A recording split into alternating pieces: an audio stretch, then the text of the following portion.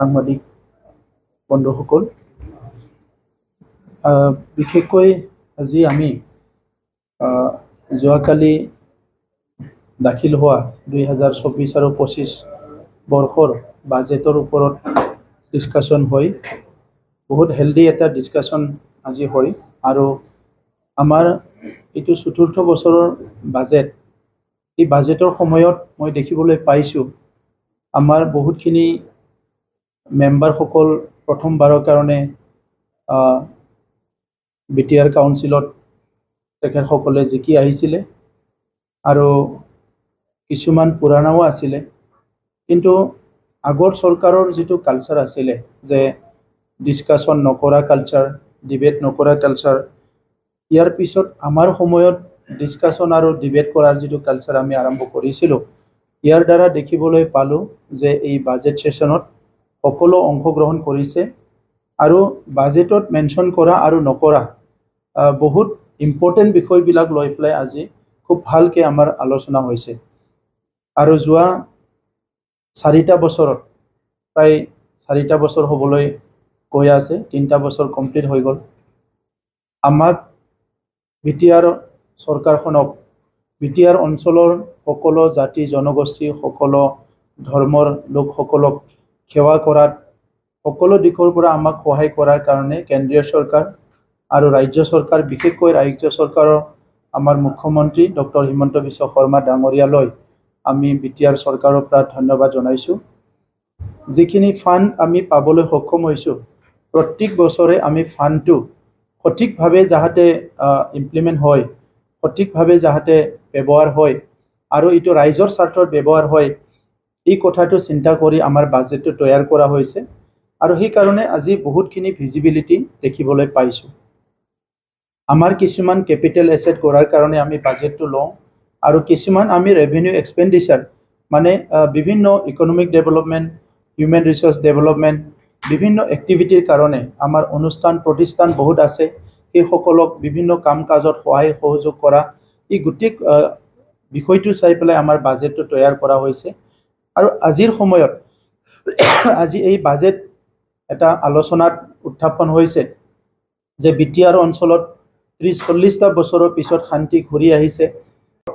আমাৰ চৰকাৰখনৰ যি ৰোল, কেন্দ্ৰীয় আৰু ৰাজ্য চৰকাৰৰ সহায় আৰু আমাৰ চৰকাৰখনৰ যিটো ৰোল, বিভিন্ন জাতি জনগোষ্ঠীৰ এছপিৰেশ্যন, আশা আকাংক্ষা বহুতখিনি ইয়াতে এড্ৰেছ কৰা হৈছে, বহুতখিনি সমস্যাবিলাক সমাধান কৰাৰ কাৰণে আমি কাম কৰিব পাৰিছোঁ। আমাৰ আগৰ 17 বছৰৰ চৰকাৰত BPFৰ সময়ত আমি দেখিছিলোঁ যে তেখেতসকলে অকল মানে কিছুমান ইনফ্ৰাষ্ট্ৰাকচাৰ বনাইছিলে, যি ইনফ্ৰাষ্ট্ৰাকচাৰৰ কি ইউজ কৰিব ইয়াৰো কোনো সঠিক তাত মানে ডিচিশ্যন নাছিলে, যাৰ কাৰণে আপুনি দেখিবলৈ পাব বহুত ঠাইত হাফ ডান অৰ্ধনিৰ্মিত ইনফ্ৰাষ্ট্ৰাকচাৰ পৰি আছে। কিয় এই নিৰ্মাণ কৰা হৈছিলে, কি কাৰণত, কেনেকৈ এইটো ব্যৱহাৰ কৰিব, ইয়াৰ কাৰণে কোনো এটা প্লান পলিচি আগৰ চৰকাৰখনত নাছিলে। সেইকাৰণে বহুত অযথা টকা খৰচ হৈছিলে, যিটো নেকি পাব্লিকৰ কাৰণে কোনো কামত অহা নাছিলে। কিন্তু আমাৰ চৰকাৰ অহাৰ পিছত আমি প্ৰত্যেকটো ইনফ্ৰাষ্ট্ৰাকচাৰ নিড বেছ আমি কৰা হৈছে, প্ৰত্যেকটো ইনফ্ৰাষ্ট্ৰাকচাৰ আমি পাব্লিক ডিমাণ্ড বা পাব্লিকৰ উইচটো চাই পেলাই কৰা হৈছে আৰু ইয়াৰ ফিউচাৰত তাৰ ইউজটো কি এইটো চাই পেলাই আমি ইয়াৰ ইনফ্ৰাষ্ট্ৰাকচাৰটো কৰা হৈছে। বিশেষকৈ আমি প্ৰায় 1000মান স্কুল এতিয়া ৰিন'ভেশ্যন আৰু 100তকৈ বেছি নতুন স্কুল নিৰ্মাণ কৰিছোঁ, এইটো আমাৰ শিক্ষাটো আগবাঢ়ি নিয়াৰ কাৰণে।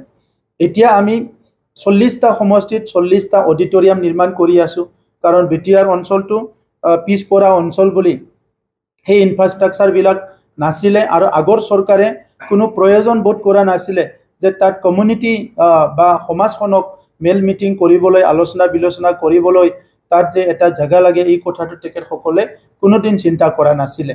সেইকাৰণে আমি 40টা সমষ্টিত আজি 40টা আমাৰ সুজিত নাৰ্জাৰী, আমাৰ প্ৰথম শ্বহীদ সুজিত নাৰ্জাৰী নামত আমি অডিটৰিয়াম নিৰ্মাণ কৰি আছোঁ আৰু কিছু মাহৰ পিছত এই অডিটৰিয়ামবিলাক নিৰ্মাণ কৰাটো সম্পূৰ্ণ হৈ যাব। আমি 40টা সমষ্টিত যিহেতু আমাৰ অঞ্চলত অৰ্থনৈতিক উন্নয়নত মহিলাসকলৰ ডাঙৰ যোগদান আছে, গতিকে মহিলাসকলে মাৰ্কেটত বিভিন্ন কিনা বেচা কামবিলাক তেখেতসকলে কৰে, চব্জিৰ পৰা কাপোৰৰ পৰা আদি কৰি। গতিকে আমি 40খন মহিলা মাৰ্কেট আমাৰ ফাণ্ড আৰু নাবাৰ্ডৰ ফাণ্ড লগ লাগি 40টা মহিলা মাৰ্কেট নিৰ্মাণৰ কাম আমাৰ চলি আছে। ইয়াৰ লগতে এইবিলাক আমাৰ নিড বেছ ইনফ্ৰাষ্ট্ৰাকচাৰ, আমি 420টা VCDCত 420টা নলেজ চেণ্টাৰ বনাবলৈ গৈ আছোঁ। ইয়াৰে 200টা নিৰ্মাণৰ কাম চলি আছে। এই নলেজ চেণ্টাৰত প্ৰত্যেক VCDCত ইয়াত ৱাইফাই থাকিব, ইণ্টাৰনেট যোগাযোগ থাকিব, তাত 1000 কিতাপ থাকিব আৰু 40ৰ পৰা 60জন মানুহ বহি অনলাইন যোগেদি বিভিন্ন ট্ৰেইনিং লোৱা, বিভিন্ন ইনফৰমেশ্যন, বিভিন্ন নলেজ, বিভিন্ন অনলাইন মেল মিটিংবিলাক গাঁৱৰ পৰাই ডাইৰেক্ট কৰিব হ'ব পাৰে। কিন্তু আমি এতিয়া কাউন্সিলৰ সেইটো আৰম্ভ কৰিছোঁ আৰু সেইটো আমাৰ সকলোৰে শ্ৰদ্ধাৰ আমাৰ শুভংচিনী ঠাণ্ডাই বুলি কোৱা হয় প্ৰাক্তন বড়ো সাহিত্য সভাৰ সভাপতি বিনয়েশ্বৰ ব্ৰহ্ম ডাঙৰীয়াৰ নামত এইটো নিৰ্মাণ কৰা হৈছে। এইটো হ'ল নিড বেছ ইনফ্ৰাষ্ট্ৰাকচাৰ। বিৰোধীয়ে কৈছে যে কিছুমান ইনফ্ৰাষ্ট্ৰাকচাৰৰ কথা। এতিয়া সকলোৱে জানে খেলৰ ক্ষেত্ৰত আমাৰ অঞ্চলটো বহুত আগবঢ়া, কিন্তু আমাৰ ইনফ্ৰাষ্ট্ৰাকচাৰ নাই। সেইকাৰণে যোৱা বছৰৰ পৰা আমি প্লেনিং কৰিছোঁ, আমাৰ কাউন্সিল চৰকাৰখনে যোৱা বছৰ ফাইনেন্সিয়েল ইয়াৰত আমি 6খন আমাৰ যিটো আছে বীৰ চিলাগাং BLTৰ ফাউণ্ডাৰ চেয়াৰমেন আছিলে, এটা সংগ্ৰামী নেতা আছিলে, তেখেতৰ নামত 5 কোটিৰ ব্যয় কৰি আমি গ্ৰাম্য অঞ্চলত ভাল ষ্টেডিয়াম নিৰ্মাণৰ কাম আৰম্ভ কৰিছোঁ। ইতিমধ্যে 6খন ষ্টেডিয়াম নিৰ্মাণ আৰম্ভ হৈ আছে আৰু এই ফাইনেন্সিয়েল ইয়াৰত আৰু 5খন ষ্টেডিয়াম আমি নিৰ্মাণ কৰিবলৈ গৈ আছোঁ। ইয়াৰ লগতে কালচাৰেলি বহুত আমাৰ অঞ্চলটো আগবঢ়া, কিন্তু আজি যিসকলে চিনেমা বনায়, চিনেমাবিলাক দেখুৱাবলৈ জেগা নাই। সেইকাৰণে তেখেতসকলৰ যিখিনি পইচা খৰচ হয়, এই পইচাখিনি ৰিটাৰ্ণ পাবলৈ বহুত কষ্ট হয়। সেইকাৰণে আমি 5খন চিনেমা হলৰ নিৰ্মাণৰ কাম আমি চলাই আছোঁ। তেনেকুৱা কোকৰাঝাৰৰ যিটো চাই ষ্টেডিয়াম আছিলে, যোৱা বছৰ আমি ইয়াত ফ্লাড লাইট ইয়াত আমি যোগান ধৰিছিলোঁ, আমাৰ ইয়াত যাতে ৰাতিও খেল হ'ব পাৰে। ষ্টেডিয়াম আমি নিৰ্মাণ কৰিছিলোঁ প্ৰায় 11,000 পৰা 13,000 মানুহ বহিব পৰা। এতিয়া এই ষ্টেডিয়ামখন নৰ্থ ইষ্টৰ ভিতৰত প্ৰথমখন আমি স্প্ৰিংকেল লগাই পেলাই ইয়াত মানে খুব অত্যাধুনিক ফিফা ষ্টেণ্ডাৰ্ডৰ ষ্টেডিয়াম হিচাপে উন্নতিকৰণ কৰি থকা হৈছে। এইটো হ'ল বহুত নিড বেছ এটা ইনফ্ৰাষ্ট্ৰাকচাৰ। তেনেকুৱাই বহুতখিনি ৰাস্তা ইতিমধ্যে 1200 কিলোমিটাৰ ৰাস্তা নিৰ্মাণ কৰা হৈ গ'ল আমাৰ কাউন্সিল এৰিয়াত। ইয়াৰ কাৰণেও মই মুখ্যমন্ত্ৰী ডাঙৰীয়াক ধন্যবাদ জনাব বিচাৰোঁ। ঠিক তেনেধৰণৰ বিভিন্ন অডিটৰিয়াম, বিভিন্ন ইনফ্ৰাষ্ট্ৰাকচাৰ আমাৰ অঞ্চলত হৈ আছে। বাকী যিটো আছে হিউমেন ৰিচোৰ্চ ডেভেলপমেণ্ট, অৰ্থনৈতিক উন্নয়ন, মহিলা FPC ফাৰ্মাৰ প্ৰডিউচাৰ কোম্পানী আমাৰ মহিলাসকলৰ 21টা আছে।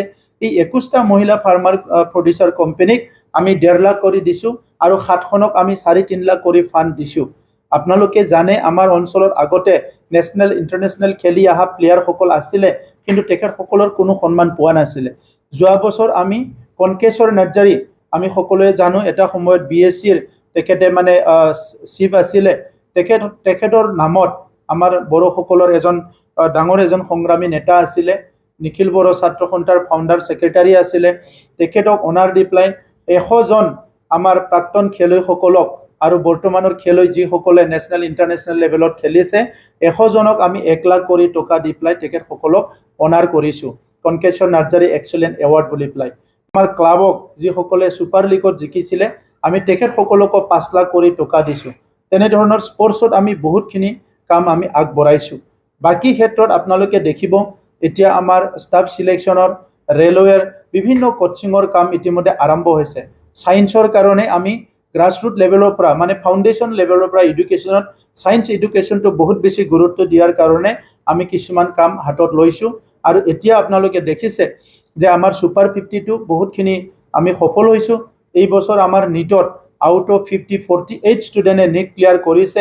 আমাৰ JEEত আউট অফ 50 44 ষ্টুডেণ্টে ইতিমধ্যে তেখেতসকলে ফাৰ্ষ্ট ফেজটো তেখেতসকলে ক্লিয়াৰ কৰিলে। তেনেকুৱা বহুতখিনি আমাৰ ষ্টুডেণ্টছবিলাকে এচিভমেণ্টটো পাই আছে। ঠিক তেনেধৰণৰ এইবাৰ আমি ডক্টৰ বাছিৰাম বড়ো PhD স্কলাৰশ্বিপ আৰম্ভ কৰিছোঁ। 50জন স্কলাৰশ্বিপ গৰীব শ্ৰেণীৰ তেখেতসকলক আমি কমপ্লিট তেখেতসকলৰ PhDটো কমপ্লিট হোৱালৈকে আমি তেখেতসকলক স্কলাৰশ্বিপ দিয়াৰ কাৰণে ব্যৱস্থা হাতত লৈছোঁ। ডক্টৰ বাছিৰাম বড়ো। আৰু ইয়াৰ লগতে আজি আপোনালোকে দেখিবলৈ পাইছে যে এই বাজেটত আমি এটা ইনক্লুচিভ বাজেট কৰিছোঁ। বিশেষকৈ মহিলাসকলৰ কথা, ওমেন এম্পাৱাৰমেণ্ট যিটো বিষয়, সেইটো ইণ্টাৰনেশ্যনেলি বা গ্ল'বেলি ডিছকাছ হয়, তাত বিভিন্ন কাম কাজবিলাক চলি আছে। কিন্তু আমাৰ অঞ্চলৰ পৰা যেনেকৈ আমাৰ উইমেন লিডাৰ্ছসকল, ওমেনেতো বহুত লেবাৰ কৰে, বহুত কষ্ট কৰে, বহুত হাৰ্ড ৱৰ্ক কৰে, কিন্তু ডিচিশ্যন মেকিং, পলিচি মেকিঙক সদায় ওমেনসকলে ডিপ্ৰাইভ হয়।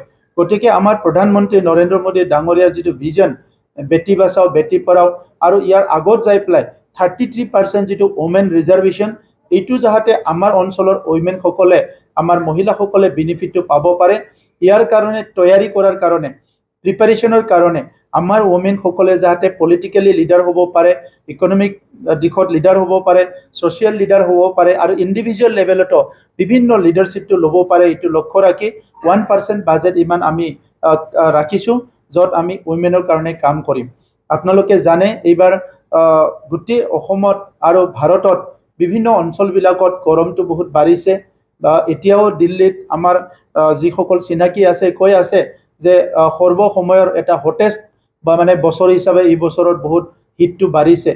আমাৰ অঞ্চলতো হঠাৎ দুমাহমান আগৰ পৰা আমি গম পাইছোঁ কিছুমান অঞ্চলত খোৱা পানীৰ যথেষ্ট ক্ৰাইচিছ আহিছে, ৱাটাৰ লেভেলতো তলত গুচি গৈছে। এইকাৰণে বড়োলেণ্ড গ্ৰীণ মিছন নাম দি পেলাই 3টা কাম আমি কৰিবলৈ হাতত লৈছোঁ। ইয়াত আমাৰ forest department, soil conservation department, বিভিন্ন ডিপাৰ্টমেণ্টবিলাকক লৈ পেলাই এগ্ৰিকালচাৰ ডিপাৰ্টমেণ্ট আমি আগবাঢ়িব বিচাৰিছোঁ। 3টা কাম, এটা হ'ল মেছিভ প্লেণ্টেশ্যন হ'ব, দ্বিতীয় ছিংগল ইউজ প্লাষ্টিক বা প্লাষ্টিক ইউজটো আমি ৰিডিউচ কৰাৰ কাৰণে এটা সিদ্ধান্ত লোৱা হৈছে। থাৰ্ড, গ্ৰাউণ্ড ৱাটাৰ ইউজটো আমি 10 বছৰত যাতে বিটিআৰ অঞ্চলৰ পৰা গ্ৰাউণ্ড ৱাটাৰ ইউজটো আমি শেষ কৰিব পাৰোঁ বা বন্ধ কৰিব পাৰোঁ, ইয়াৰ কাৰণে এটা ৰিচাৰ্চ আৰু কাম আমি আগবঢ়াইছোঁ through green Bodoland mission. Bodoland অঞ্চলটো আমি চাইল্ড ফ্ৰেণ্ডলি অঞ্চল হিচাপে ডেভেলপ কৰিব বিচাৰিছোঁ। আমাৰ এতিয়াও চাইল্ড এবিউজ, চাইল্ড লেবাৰ, চিলড্ৰেনছবিলাকক বিভিন্ন কষ্ট দিয়া বা বেআইনী কামবিলাক হৈ থাকে, এইটো বৰ্তমান সময়ৰ এটা ডাঙৰ খাও হয়। এইটোকে লক্ষ্য ৰাখি আমাৰ TND নডেল এজেঞ্চি আৰু লগতে ইমপ্লিমেণ্টিং এজেঞ্চি WCD লৈ পেলাই আমি কিছুমান চিলড্ৰেনছৰ কাম কৰিব লৈছোঁ, য'ত আমাৰ থিমটো হৈছে চাইল্ড ফ্ৰেণ্ডলি বিটিআৰ। তেখেতসকলে অল ৰাইটছটো পাব লাগিব, 100% এনৰলমেণ্ট হ'ব লাগিব, ড্ৰাগছৰ পৰা তেখেতসকলক দূৰত ৰখাৰ কাৰণে, আৰু তেখেতসকলে যাতে কোনো ধৰণৰ এবিউজ নহয়, কোনো ধৰণৰ ভয় শংকা নহয়, প্ৰি প্ৰাইমাৰীৰ পৰা প্ৰাইমাৰী স্কুল কোনো 100% এনৰলমেণ্ট হয়, কোনো ড্ৰপ আউট নহয়, এইবিলাক লক্ষ্য ৰাখি পেলাই কাম কৰিবলৈ আমি এইবাৰ চাইল্ডসকলৰ কাৰণে এটা বাজেট ৰাখিছোঁ, 1% বাজেট। আমি ডিজেবলসকলৰ কাৰণে, আমাৰ যিসকল ডিফাৰেণ্টলি এবল দাদা ভাইসকল আছে, ভাই ভনীসকল আছে, তেখেতসকলৰ কাৰণে আমি 1% বাজেট ৰাখিছোঁ। কেন্দ্ৰীয় চৰকাৰ, ৰাজ্য চৰকাৰ আঁচনি বহুত আছে, কিন্তু সেই আঁচনিবিলাক 100% ইমপ্লিমেণ্ট কৰাৰ লগতে আমাৰ যিসকল ডিফাৰেণ্টলি এবল দাদা বাইদেউ ভাই ভনীসকল আছে, তেখেতসকলক স্কিল ট্ৰেইনিং কৰাৰ কাৰণে, তেখেতসকলে 100% চাৰ্টিফিকেশ্যনটো যাতে পায়, তেখেতসকলক ইনষ্টিটিউচনেল বেনিফিট দিয়াৰ কাৰণে, আৰু লগতে আমাৰ যিখিনি ITI আছে, সেই ITI সকলতো আমি এটা ব্যৱস্থা ৰাখিব বিচাৰিছোঁ।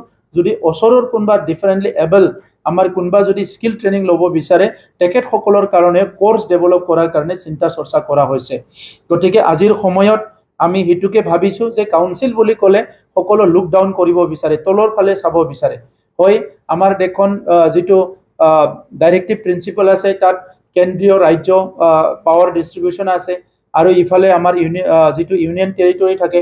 কিন্তু কাউন্সিল যিটো মডেল, আমাৰ ট্ৰেডিশ্যন, কালচাৰ, কাষ্টম প্ৰটেক্ট কৰাৰ লগতে এই অঞ্চলৰ উন্নয়নৰ কৰাৰ কাৰণে কাউন্সিলকো সুবিধা দিয়া হৈছে। গতিকে কাউন্সিলক যাতে কোনো তলৰ ফালে চাব নোৱাৰে। এতিয়া ৰাজ্যবিলাকত বা কেন্দ্ৰ চৰকাৰত যেনেকৈ কামবিলাক হয়, আমাৰো অফিচ ইতিমধ্যে আৰম্ভ হৈছে।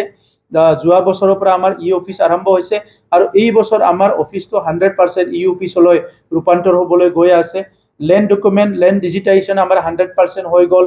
লেণ্ডৰ বিভিন্ন ছাৰ্ভিচেছবিলাক আমি অনলাইন দিয়া আৰম্ভ কৰিছোঁ, আৰু বিভিন্ন ডিপাৰ্টমেণ্টৰ চাৰ্টিফিকেট য'ত প্ৰয়োজন আছে, বিভিন্ন কাম কাজ য'ত অনলাইন হ'ব পাৰে, সেইবিলাক সম্পূৰ্ণ অনলাইনৰ কাৰণে আমি ব্যৱস্থা কৰি আছোঁ। গতিকে আজিৰ সময়ত কিছুমান ফ্লেগশ্বিপ মিছন আমি লৈছোঁ, যেনেকৈ চেৰিকালচাৰ মিছন। চেৰিকালচাৰ গ'ল্ডৰ নিচিনা হয়, তো আজি এটা চিল্ক কাপোৰটো মানে লাখত বিক্ৰী হয়। সেইকাৰণে আমাৰ অঞ্চলটো যিহেতু ঈশ্বৰে আমাক এই মানে সুবিধাটো দিছে, আমাৰ ইয়াত এৰী আৰু চিল্ক আমাৰ এভেইলেবল হয়, তো সেইটো আৰু অলপ প্ৰডাক্টিভিটিটো বাঢ়ি পেলাই, প্ৰচেছিং কৰি পেলাই, ইণ্ডাষ্ট্ৰিয়েলাইজ কৰি পেলাই ইয়াৰ বেনিফিটটো যাতে আমাৰ ফাৰ্মাৰসকলে পাব পাৰে, আৰ্টিজানসকলে পাব পাৰে, উইভাৰ্ছসকলে পাব পাৰে, ইয়াৰ কাৰণে আমাৰ চেৰিকালচাৰ মিছনটো আমি হাতত লৈছোঁ। চবচে ডাঙৰ কথা হৈছে যে বড়োলেণ্ডটো চিৰদিন শান্তি কৰি ৰাখিব লাগিব।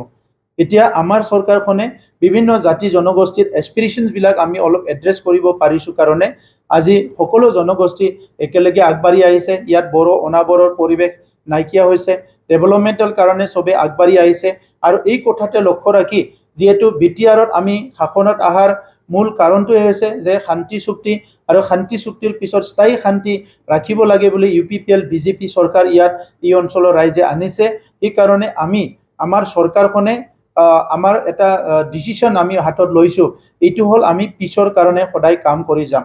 এই কাৰণে বিভিন্ন অনুষ্ঠান প্ৰতিষ্ঠান দল সংগঠন সকলোকে লৈ এটা পিছ মিছনত যাবৰ কাৰণে আমি বড়োলেণ্ড হেপিনেছ মিছন হাতত লৈছোঁ, য'ত নেকি আমি বিভিন্ন জনগোষ্ঠীৰ মাজত কাউন্সিলিং কৰা, আমাৰ ৰিকনচিলিয়েশ্যন কৰা, আলোচনা কৰা, ভাৱ বিনিময় কৰা, আৰু আমাৰ মনৰ যিবিলাক আঁখুৱা আছে, ভয় আছে, শংকা আছে, অবিশ্বাস আছে, এইবিলাক দূৰ কৰাৰ কাৰণে আমি বড়োলেণ্ড হেপিনেছ মিছনৰ দ্বাৰা কাম কৰি যাম।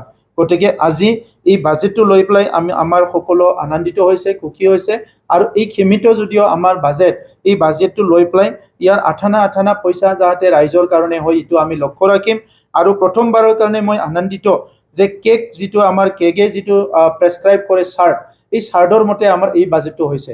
2003 চনৰ পিছত 17 বছৰ BPFৰ সময় আমি দেখিছিলোঁ বহুতখিনি কেগৰ যিবিলাক ৰিপৰ্ট, তাত মানে আনৰুলি বিভিন্ন মানে ভুল ত্ৰুটিবিলাক তাতে আঙুলিয়াই দিছে, বিভিন্ন ফাণ্ডবিলাক মিছ ইউজ হৈছে, ডাইভাৰ্চন হৈছে। গতিকে আজি আমি এটা আমাৰ নেশ্যনেল এজেঞ্চি কেগৰ দ্বাৰা আমি আমাৰ যিটো বাজেট, এইটো আমি প্ৰথমবাৰৰ কাৰণে তৈয়াৰ কৰিছোঁ। আৰু অনাগত দিনত এই চাৰ্টতে প্ৰিপেয়াৰ কৰা হ'ব, যাহাতে আমাৰ অঞ্চলত যিখিনি পইচা আহে বা আমি যিখিনি ফাণ্ড খৰচ কৰোঁ, এইটো বহুত ট্ৰেন্সপাৰেণ্ট, একাউণ্টেবল আৰু এইটো প্ৰপাৰলি হয়। ইয়াৰ কাৰণে লক্ষ্য ৰাখি এই বাজেটটো তৈয়াৰ কৰা হৈছে। হ'ব 2020ৰ পৰা এতিয়ালৈকে আমাৰ প্ৰত্যেকটো বাজেটটোৱে পিপুল ফ্ৰেণ্ডলি হয়, ৰাইজক টাৰ্গেট কৰি পেলাই আমি বাজেটটো বনাইছোঁ। আগৰ চৰকাৰৰ সময়ত তেখেতসকলৰ পলিটিচিয়ান ফ্ৰেণ্ডলি আছিলে, পলিটিচিয়ানৰ কাৰণে তেখেতসকলৰ বাজেটটো বনাইছিলে। আজি সদনত তেখেতসকলৰ মেম্বাৰ এজনে কৈছে যে সেইটো মানে এটা IBS টাৰ্গেট কৰি বাজেট বনাইছে বুলি কেনে। IBSটো আমাৰ হৈছে হিউমেন ৰিচোৰ্চ ডেভেলপমেণ্ট। এজন ল'ৰাক আমি দিল্লীত পঢ়াইছোঁ UPSC পাছ কৰাৰ কাৰণে, এজন ল'ৰা বা ছোৱালীক আমি গুৱাহাটীত পঢ়াইছোঁ LNত, তাত পইচা খৰচ কৰিছোঁ যাতে সি ডক্টৰ হ'ব পাৰে। গতিকে সেই IBSৰ কাৰণে কোনো ইয়াতে ছাপ্লাই দি খোৱা IBS নহয়। এটা আমি IBS লৈছোঁ যিটো নেকি আমাৰ 18,000 ফেমিলি অগৰু প্লেণ্টেশ্যনৰ কাৰণে। যদি 18,000 ফেমিলি অগৰু প্লেণ্টেশ্যন কৰে, 10 বছৰৰ পিছত আমি যিটো হিচাপ ওলাইছোঁ যে 13 লাখ গছ অগৰু গছ পুলি ৰোৱাৰ লগে লগে ইয়াৰ কমচে কম ধৰিলেও প্ৰায় 1000ৰ পৰা 1500 কোটি টকা আমাৰ ৰিটাৰ্ণ আহে। চ' তেনেকুৱা IBSবিলাক আমি হাতত লৈছোঁ, যিটো নেকি মানুহৰ কাৰণে কিবা নহয় কিবা লাভ আহে। গতিকে ইলেকশ্যন বুলি আমি টাৰ্গেট কৰা নাই, আমি টাৰ্গেট কৰিছোঁ BTR অঞ্চলৰ ৰাইজৰ উন্নয়ন হ'ব লাগে, BTR অঞ্চলৰ ৰাইজৰ স্বাৰ্থটো পূৰণ হ'ব লাগে। এইবাৰ আমাৰ বাজেটটো আছিলে যে প্ৰায় 2,0,462.27 লাখ মানে লাখৰ, আৰু ইয়াত এইটো আমাৰ ৰিচিভ হয়। এক্সপেণ্ডিচাৰটো হৈছে 2,08478.61 লাখ। আমাৰ ডিফিজিট আছিলে 80 crore। মানে এই 80 crore ডিফিজিটটো আমি যিটো কাম কৰি আছোঁ, ইয়াত আমাৰ ৰেভিনিউ আহে। এই ৰেভিনিউৰ লগত এটা সময়ত আমাৰ কামটো যিহেতু আমি বেছিকৈ কৰিছোঁ, এই কাৰণে অলপ ডিফিজিট হৈছে, কিন্তু এইটো ৰেভিনিউ আৰু গোটেই কথাটো লৈ পেলাই এইটো মিলি যাব।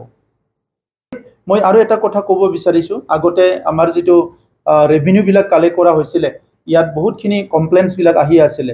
এই বছৰৰ পৰা আমাৰ ফৰেষ্ট ৰেভিনিউটো অনলাইন যোগে কালেক্ট কৰা হ'ব, আৰু অনলাইন যোগে কালেক্ট কৰাৰ লগে লগে ইয়াত কোনো ধৰণৰ মানে তেনেকুৱা কমপ্লেইন বা তেনেকুৱা ক'ৰবাত পইচাটো হৰলুকি কৰাৰ কোনো চান্স নাথাকিব।